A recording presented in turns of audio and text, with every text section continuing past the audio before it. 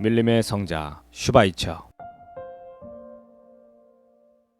알베르트 슈바이처는 1875년 1월 14일 알자스의 카이제르스부르크에서 루터교 목사인 루이 슈바이처 목사의 이남 3녀 중 둘째로 태어났다. 당시 알자스는 독일 영토였으나 독일이 프랑스와의 영토 싸움에서 패하게 되어 제1차 세계대전 이후인 1919년 알자스가 프랑스령으로 넘어가게 되어 슈바이처도 국적이 독일에서 프랑스로 바뀌었다. 그의 어린 시절은 몸이 허약한 편이었으나 음악성이 풍부하여 피아노 연주에 대한 재능을 보였고 퀸스바하 교회의 파이프 오르간을 연주하기도 했다. 슈바이처는 어릴 때부터 남들의 고통을 그냥 볼 수 없는 선한 마음이 있었다. 그가 소속된 루터교회 성도들이 주변에 가난한 농부들이었기에 친구들을 보면서 자연스럽게 가난한 사람들에 대한 관심이 깊어지고 성찬 예배를 진행하는 동안 목회자인 아버지로부터 아프리카인들의 비참한 삶에 대해 알게 되면서 깊이 마음에 새기게 되었다고 전하고 있다. 1893년 10월 슈바이처는 유럽에서도 가장 유서 깊은 프랑스 최대 대학 중의 하나인 스트라스부르 대학교에 입학했다. 슈바이처는 대학 생활에서 혼신의 열의를 다해 공부에 매진했으며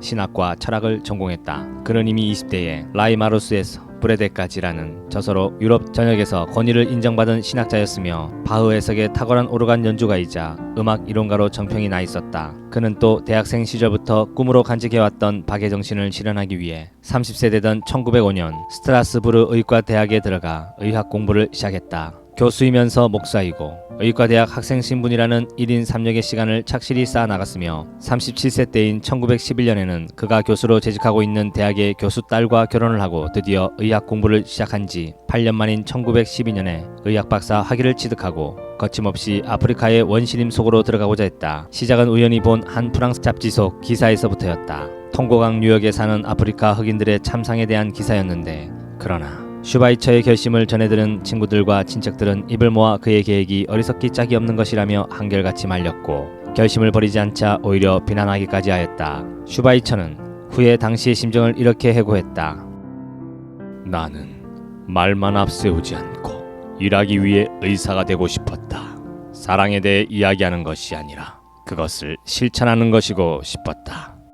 38세 되던 1913년 마침내 그토록 꿈꿔오던 아프리카 랑바렌에 현 가봉으로 아내 헬레네 브레스라와 함께 떠났다. 긴 여정을 거쳐 랑바렌에 도착했을 때 슈바이처는 아프리카에 푹 매료됐지만 의료활동은 그리 낭만적이지 않았다. 의료활동에 필요한 물자까지 스스로 마련해야 할 만큼 현실은 슈바이처의 헌신을 강요했다. 아침부터 오후까지 매일 30-40명의 환자를 치료하고 저녁에는 병원을 고치며 바쁘게 생활했다. 뿐만 아니라 높은 습도는 약품 보관에 어려움을 겪게 했고 환자들에게 약의 사용법을 이해시키는 데만도 많은 시간이 걸렸으며 뜨거운 태양 아래서의 진료는 피로를 더욱 가중시켰다. 그야말로 최악의 환경, 최악의 컨디션의 연속이었다. 그럼에도 불구하고 그는 행복했다.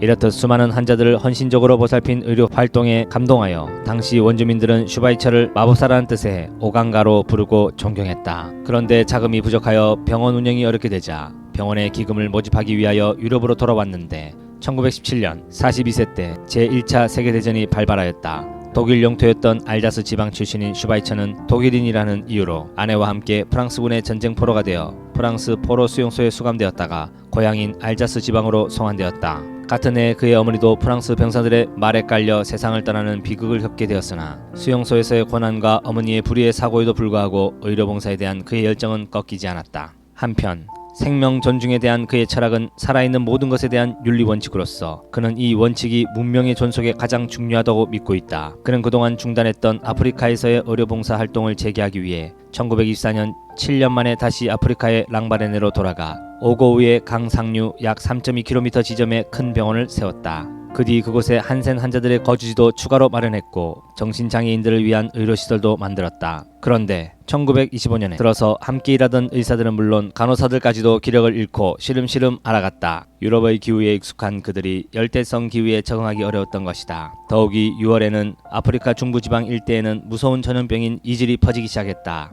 아무리 위생관념을 원주민들에게 반복해서 알려주어도 소용이 없었다. 1936년경에는 이 병원이 350명의 환자와 환자 가족들이 머물 수 있을 만큼의 규모로 발전했고 한센 환자 거주지에는 150명의 한센병 환자들이 생활터전을 가꿀 수 있게 되었다.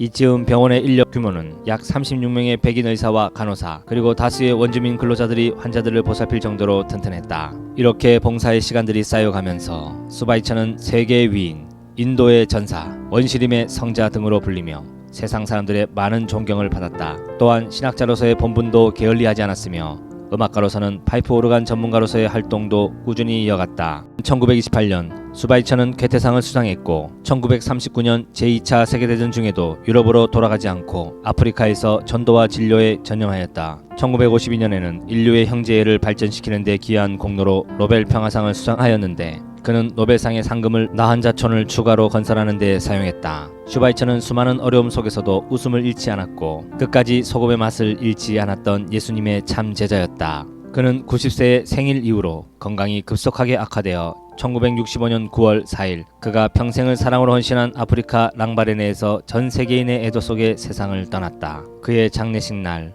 흑인들은 울부짖었다. 아버지, 우리 아버지. 슈바이처는 그들의 아픔을 치료해주고 어려움을 해결해 주었고 자신의 삶을 희생하면서까지 아프리카인들을 살폈던 진정한 아버지였다.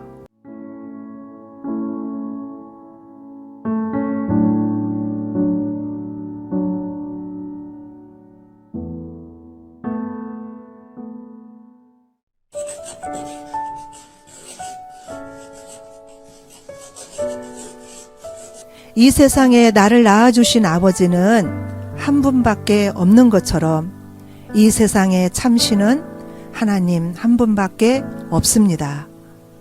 하나님이신 예수님이 사람의 모습으로 이 세상에 오셔서 우리 죄를 위하여 십자가에서 죽으시고 부활하셔서 예수님이 바로 구원자라는 사실을 증명하셨습니다. 이제 우리는 더 이상 사탄에게 속지 말고 우리 인생을 더 이상 사기당하지 말아야 합니다. 유괴범에게 붙잡혀 있는 자는 경찰관의 도움이 필요하듯이 우리는 영혼의 경찰관이신 예수님을 꼭 만나야 합니다. 예수님을 내 마음속에 모셔드리면 우리 삶이 행복한 인생으로 바뀌게 됩니다.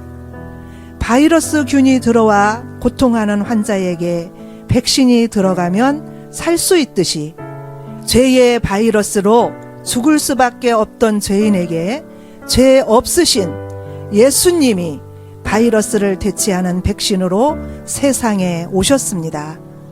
이 예수님은 죄를 이기셨고 죄를 가져온 마귀를 이기셨습니다. 이 예수님이 마음속에 계시면 하나님의 자녀가 되는 것입니다.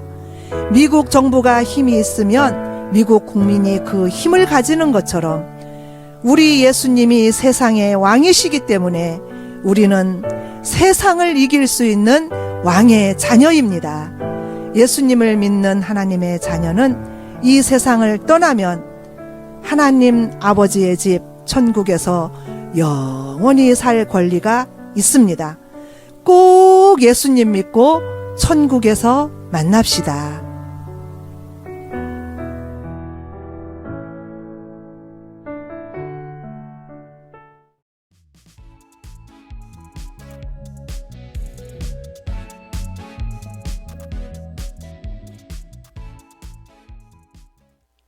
할렐루야, 반갑습니다.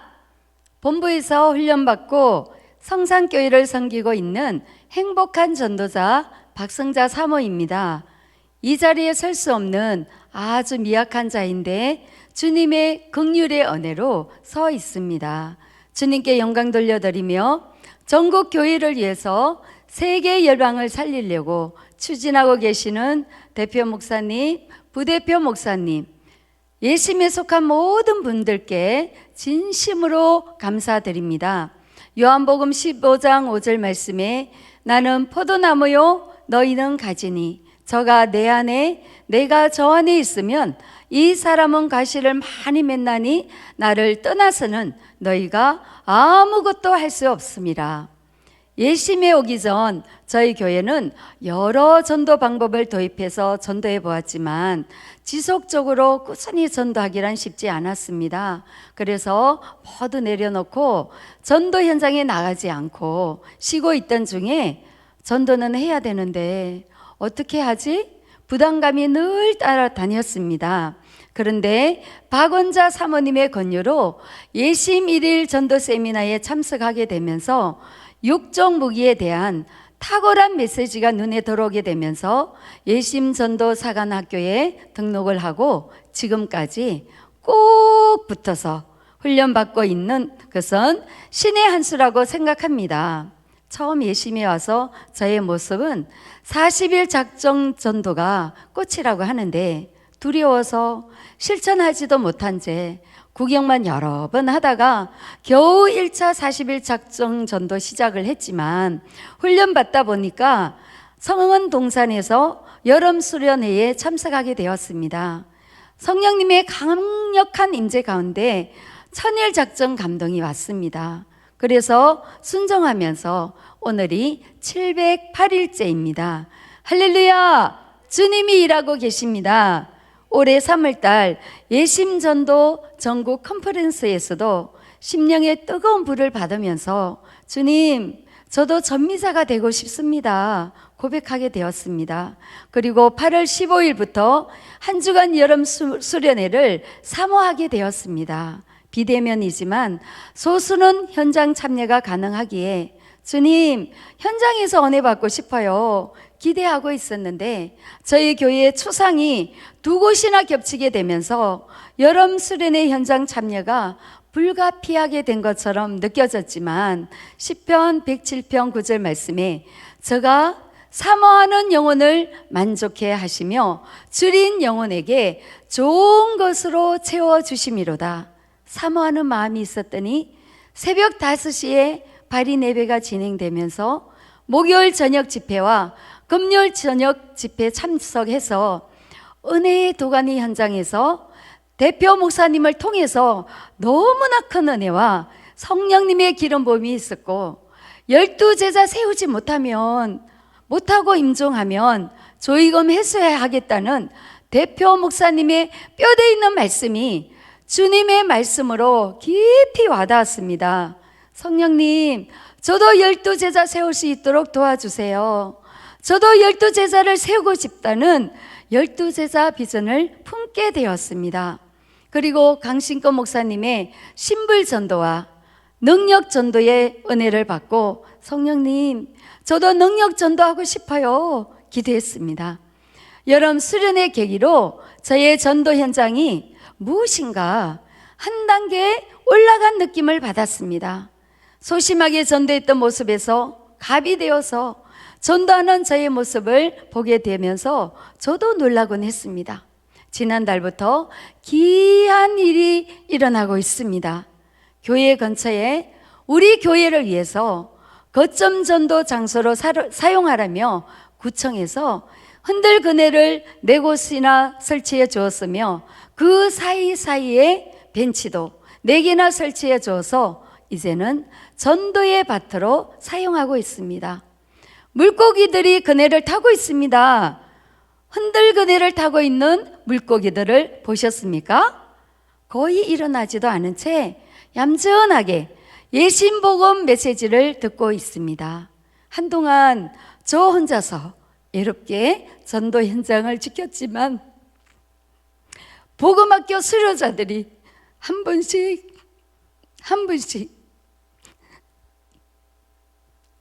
죄송합니다. 전도 현장에 합류하게 되면서 이제는 김 권사님, 엄 권사님, 이 집사님, 박 자매님 4분이나 전도의 동력자로 세워주셔서 티켓 전도와 인사 전도 위주로 영혼들을 만나고 있습니다. 할렐루야! 주님의 크신 은혜입니다.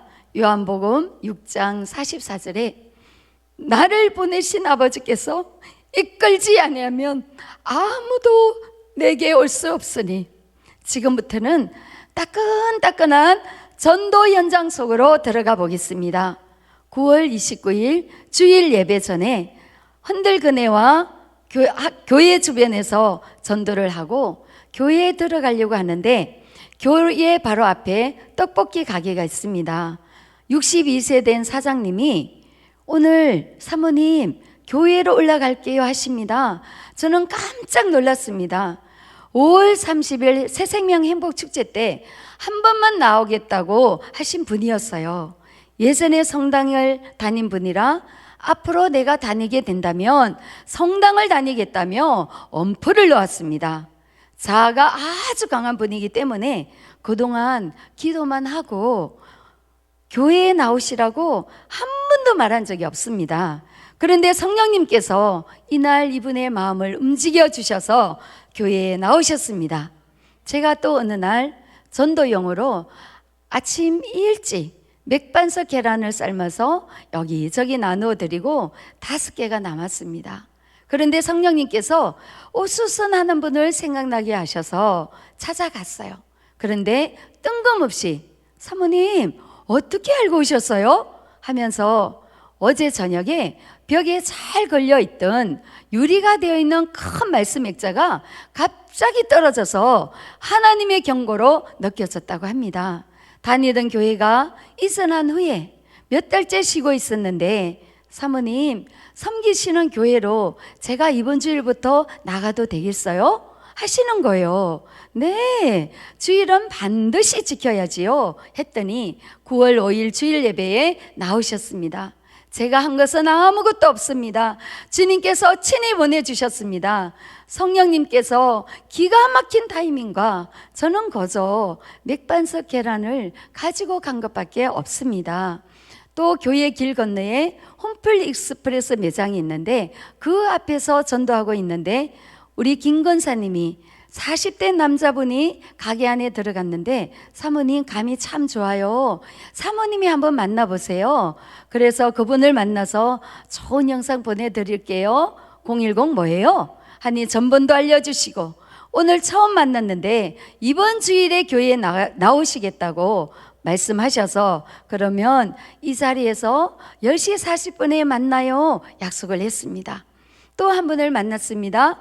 동부 아파트에 거주하시는 분인데 경비를 하시는 70대 남자분입니다. 여러 번 새생명 행복 축제 때마다 초청은 했지만 오신다고 약속은 하고 지키지 못하셨던 분인데 이번 주일은 꼭 나오시겠다는 겁니다. 그런데 신민성은 없어요. 또 나오지 않을 수도 있고요. 그렇지만 나오시면 감사하고요. 그래서 이분도 이 자리에서 10시 40분에 만나자고 약속을 했습니다.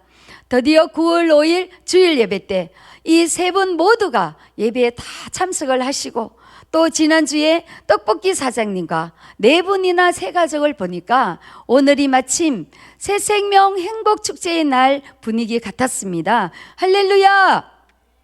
그 다음날 9월 6일 날 제가 구사 마스크 3장을 준비하고 지인 사모님을 만나기 위해서 이른 아침 출발했는데 약속 시간보다 조금 일찍 도착을 했어요. 그런데 벤치가 2개가 있는데 한쪽 벤치에는 남자분이 있고 또 한쪽 벤치에는 어르신 2분이 앉아 있었습니다. 그런데 이 40대로 보이는 남자분은 시커먼 선글라스를 착용하고 있어서 제가 선뜻 다가가지 못하고 어르신 2분에게 먼저 다가가서 마스크와 명함 전도지를 드리면서 메시지를 전하고 있는데 그 옆에 있는 40대 되어 보이는 남자분이 관심이 있어서 귀를 기울이고 경청하는 것 같았습니다. 그래서 그 남자분에게 마스크와 명함 전도지를 드리면서 혹시 교회 다니시나요? 물어보니까 저 교회를 찾고 있다고 말씀하시는 거예요. 그래서 네. 저희 교회는 멀리 있어요. 이 동네에 좋은 교회가 있습니다. 그래서 이 교회 그 목사님 사모님도 아주 훌륭하시고 제가 소개시켜 드릴게요. 우리 교회 그런데 이분이 저희 교회 위치를 물어보는 거예요. 네, 우리 교회는 동인천역에서 가까워요. 말을 하니까 본인 집에서 저희 교회가 더 가깝다고 하면서 이번 주일에 나오겠다고 하는 겁니다. 그래서 이 동인천역 북광장에서 10시 30분에 만나자며 약속을 했습니다. 그래서 9월 12일 주일날 만나기로 한 그 동인천역으로 제가 가고 있는데 그분은 시커먼 선글라스를 착용했던 40대로 보였던 그분은 사실은 31살 된 청년이었습니다. 그래서 동인천역으로 약속을 했기 때문에 도착을 해서 보니까 또 시간이 남는 거예요. 그래서 시간이 남는데 뭐 하겠습니까? 전도해야죠. 그래서 버스 정류장 의자에 앉아 계신 분께 마스크와 명함 전도지를 드리면서 교회 다니시나요? 물으니까 역곡역에서 오셨는데 권사님이라고 합니다. 바로 옆에 60대 후반 정도 되어 보이는 깔끔하게 차려입은 또 남자분이 계셨어요. 그분에게 금방과 명함 전도지를 드리면서 교회 다니세요? 그렇게 제가 여쭤보니 여기저기 교회는 가보고 있지만 아직 교회는 정하지 못하고 있어요. 이렇게 말씀하시는 거예요. 그래서 옆에 있던 권사님이 그 얘기를 듣고 계시다가 이번 교회에 함께 가시면 되겠네요. 얘기해 주시는 거예요. 그래서 제가 그러면 저희 교회에 함께 가보시겠어요? 하니까 머뭇거리다가 함께 가시겠다고 합니다. 그래서 조금만 더 기다려 주세요. 지금 청년이 오고 있는데 그 청년이 오면은 함께 가세요 했는데 우리 앞에 나타난 청년의 모습이 범상치 않습니다. 시커먼 선글라스를 착용하고 큰 키에다가 몸무게가 100kg 정도 됩니다. 그리고 한 양이나 되는 굵은 목걸이를 하고 귀걸이까지 하고 나타났습니다. 이분도 무섭고 겁이 나셨는지 저희 교회에 가시겠다고 하셨는데 함께 가지 않으시겠다고 그렇게 얘기를 하는 거예요. 그래서 저는 마음속으로 이분이 큰 복을 놓치시는구나. 천국 가는 정확한 복음을 들을 수 있는 기회인데 사람의 외모만 판단하면 안 되는데 이렇게 착하게 생긴 나를 보고 가시면 될 텐데 하는 아쉬움이 있었지만 청년과 저랑 함께 교회로 향했습니다. 어떻게 이런 일이 일어나지? 다른 분들이 간증할 때 매주 예비 신자들이 등록한다고 했을 때 우리 교회에는 한 분 오는 것도 쉽지 않은데 그분들이 대단하다고 느껴졌습니다. 저희 교회는 그저 하나님의 은혜입니다.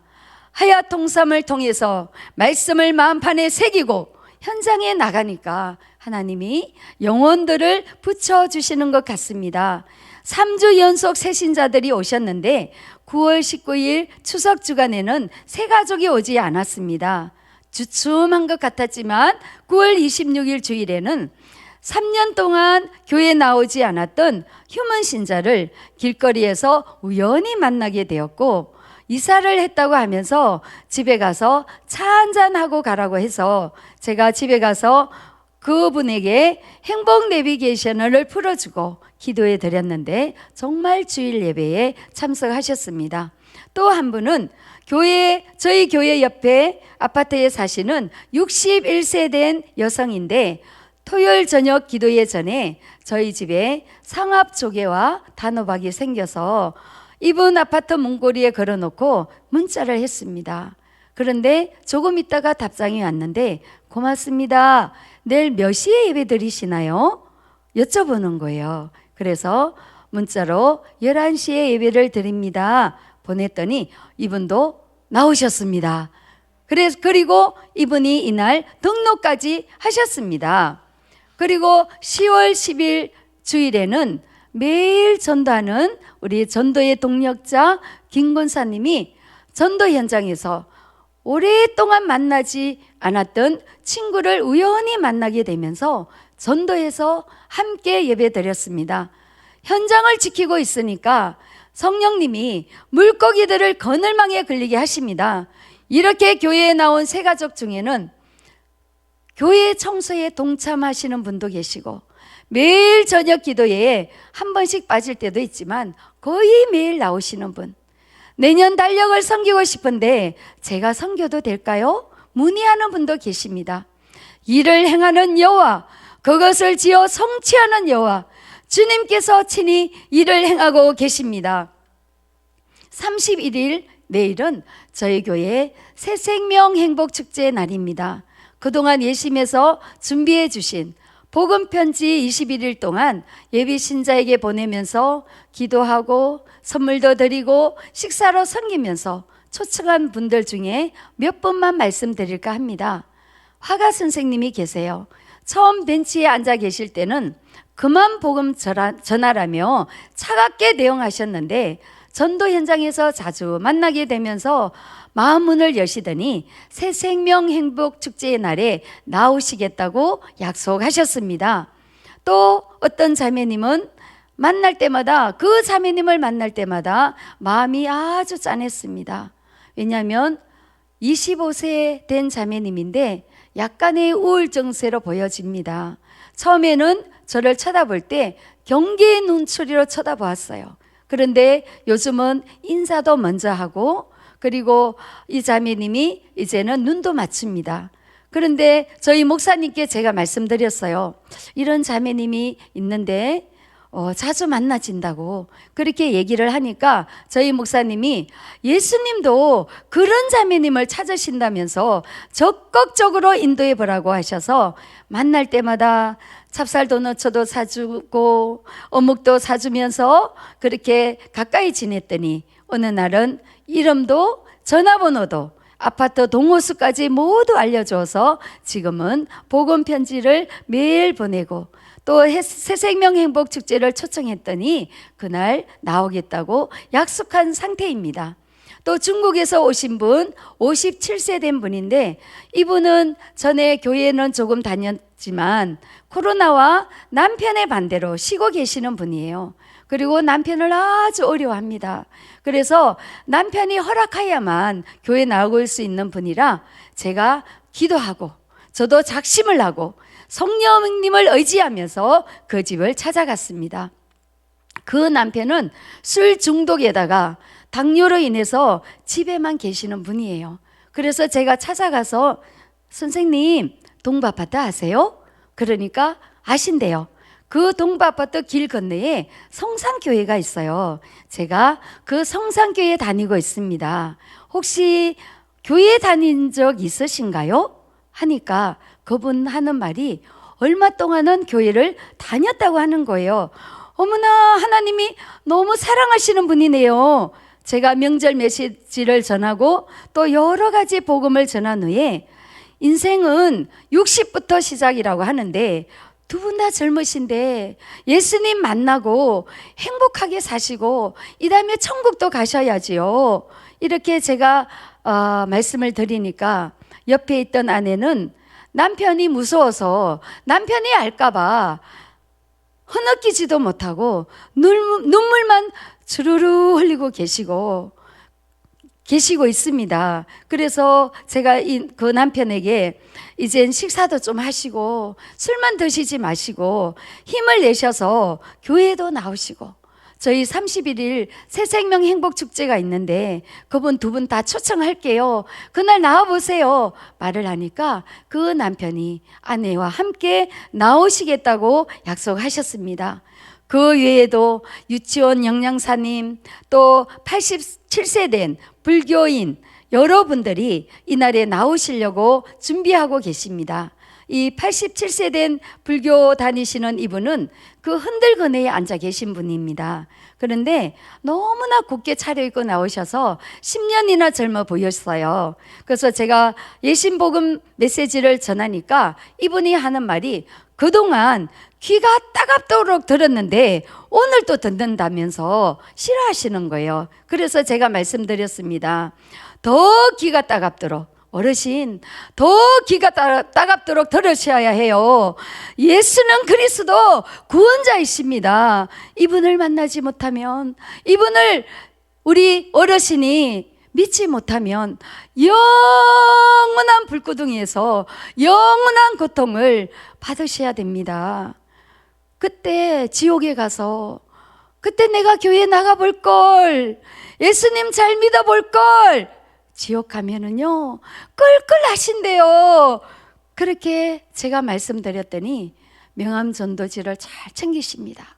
잘 챙기시더니 내가 새생명 행복축제에 나가서 저 사모님의 이름을 부르면서 찾으시겠다고 합니다. 할렐루야.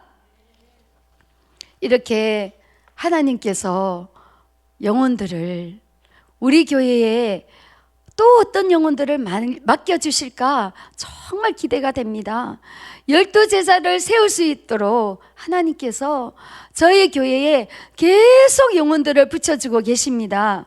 이렇게 가장 가치 있는 전도에 지속적으로 올인하게 된 것은 하야 통삼의 힘과 전도의 동력을 불어넣어 주시고 영혼을 사랑하는 마음으로 바라보게 해주신 대표 목사님과 부대표 목사님과 훌륭한 조장님들의 간신과 사랑의 섬김이 있었습니다.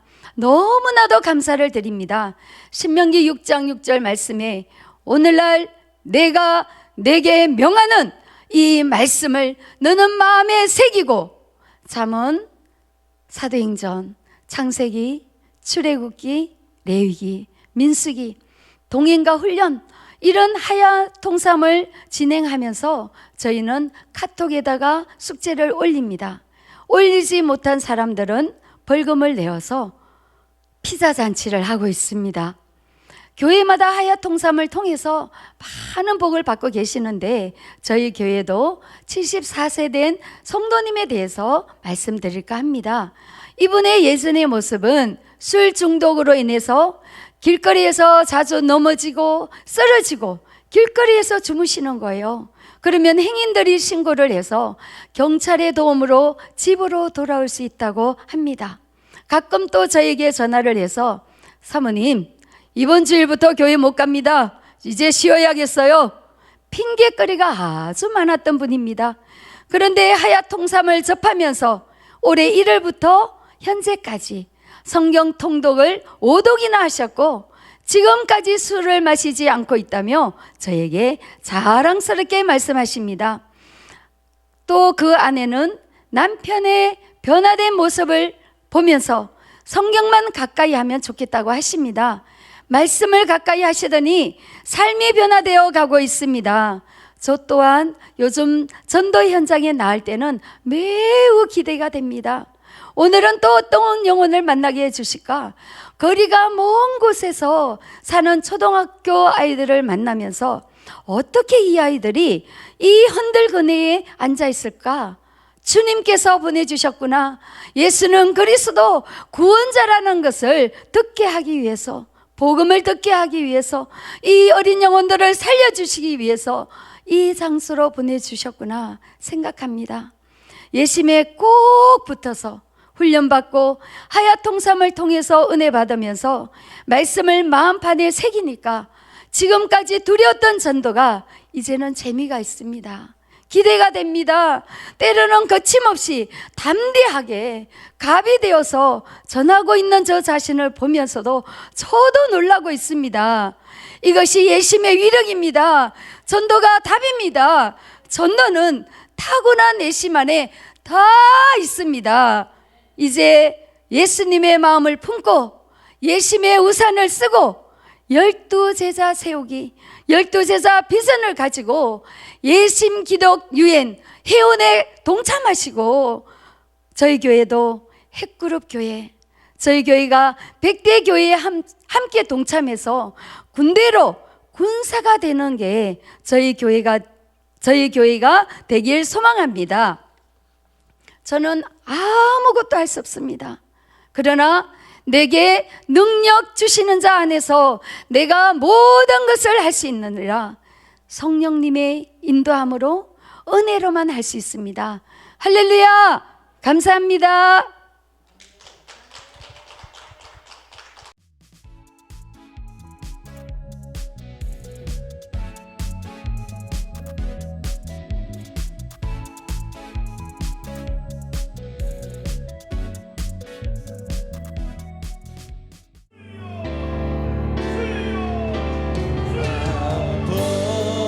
주여 고쳐주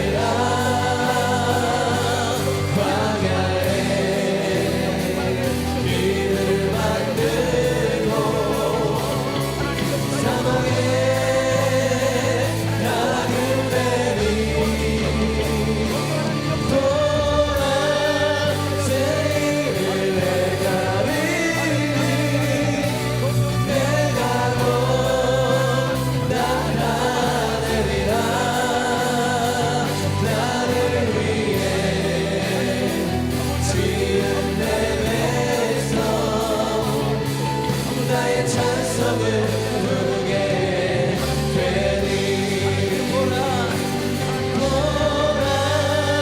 세일에 가리니 내가로 나타내리라 광야에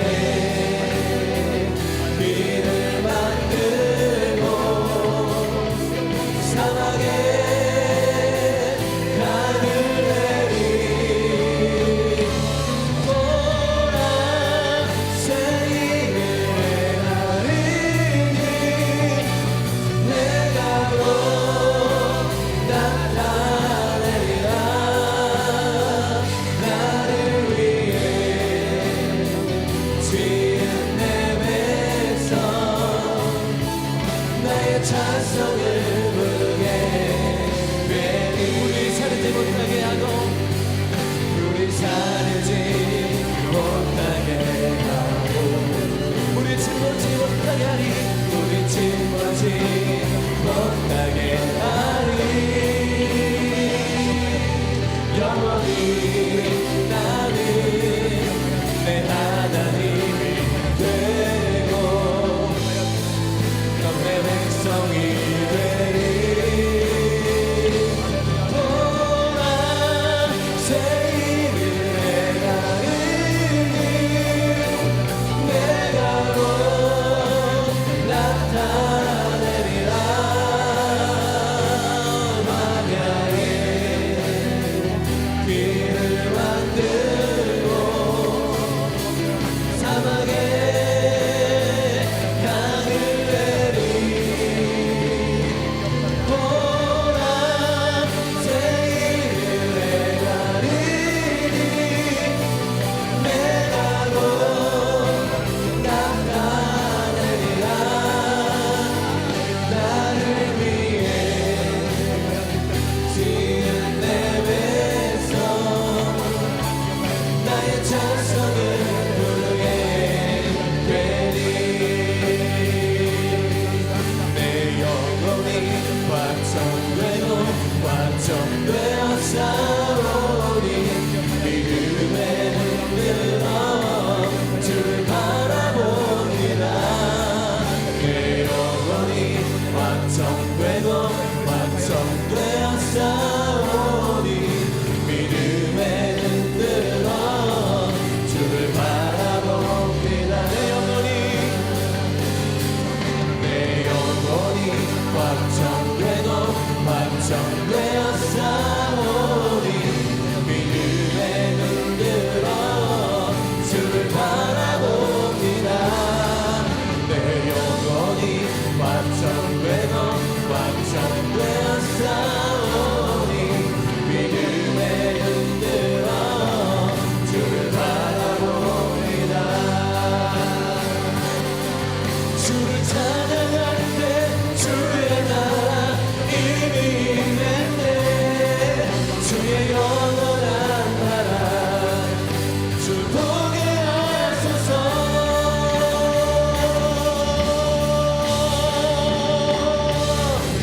내 영혼이 완성되고 완성되어 싸우니 믿음에 흔들어 주를 바라봅니다 내 영혼이 완성되고 완성되어 싸우니 믿음에 흔들어 주를 바라봅니다 목마른 나의 영혼 주를 부르니 나의 맘마저 주소서 주님만을 원합니다 더 원합니다 주님 나의 맘마저 주소서 목마른 나의 영혼이 목마른 나의 주님을 찾습니다 주를 부르니 나의 맘마저 주소서 주님만을 원합니다 더 원합니다 주님 나의 맘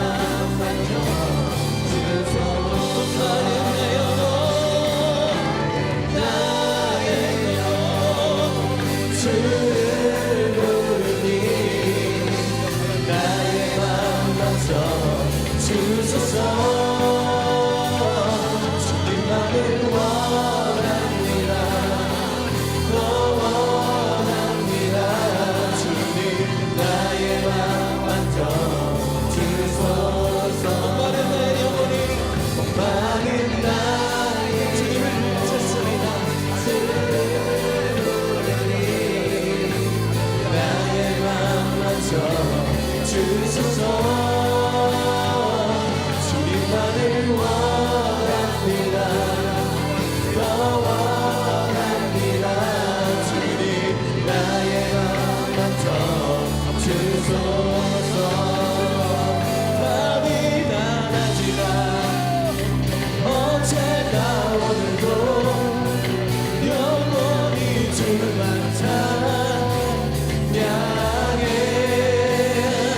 괴롭고 슬플 때 낙상하려 넘어져도 언제나 주만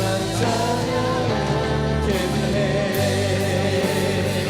밤이 나나지만 어제나 오늘도 영원히 주만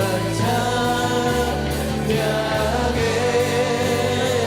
괴롭고 슬플 때 낭만하여 넘어져도 언제나 주만 찬양하겠네 밤이 나가지만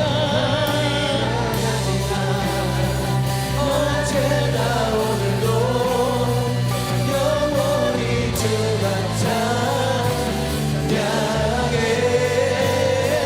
괴롭고 슬플 때 낭만하여 넘어져도 언제나 주만 찬양하겠네 밤이 나나지나 밤이 나나지나 언제나 오늘도 언제나 주만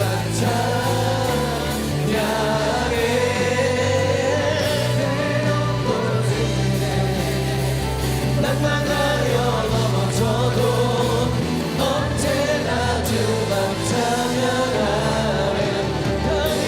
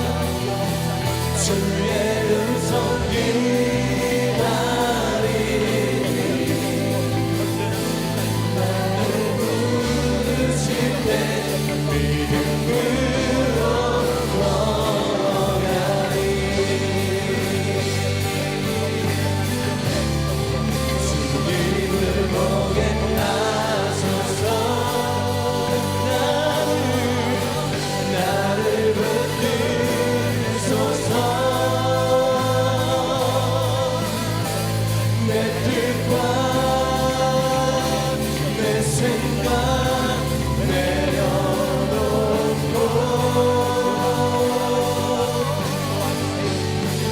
주님 앞에 나 엎드려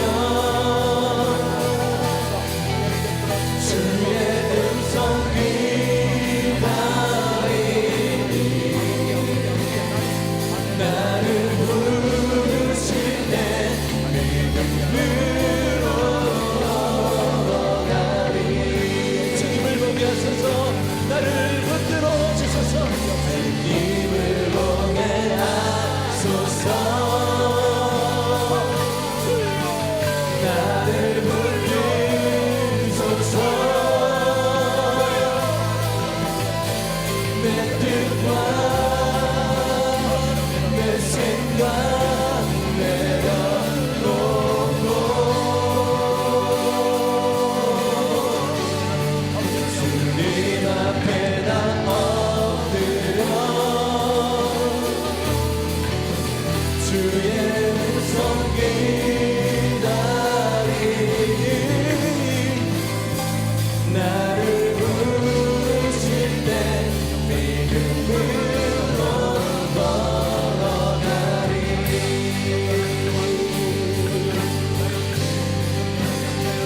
지으신 그대로 회복시켜 우리의 창조주 그리스도 십자가의 길로 아버지 뜻 이루셨네 그가 이 땅에 오신 이유 이제 우리에게 맡겨진 그 소망 그 사랑 그 생명 아름답고 눈부신 십자가의 길 우리가 이 땅에 살아가 이유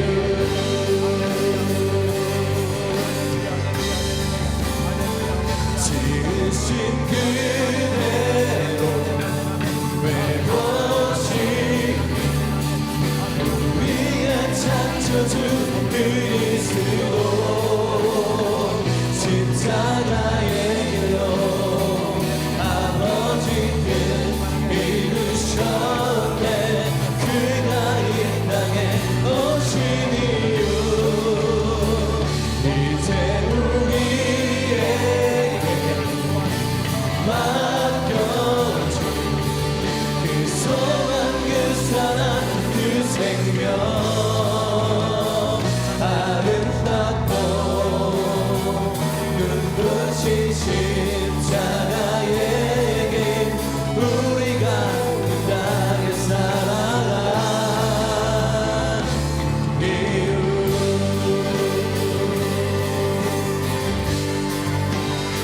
주님의 교회를 통해 이 땅을 지루하소서 예수님 마음으로 세상을 물들이소서 오직 주의 영광이 오늘 나를 통하여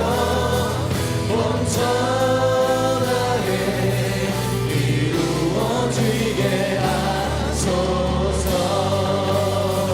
주님의 교회를 통해 이 땅을 치유하소서 예수님 마음으로 세상을 물들이소서 오직 주의 영광이 오늘 나를 떠나요 온전하게 이루어지게 하소서 아버지여 주님의 교회를 통해 이 땅을 치유하소서 예수님 마음으로 세상을 물들이소서 오직 주의 영광이 오늘 나를 떠나요 온전하게 이루어지게 하소서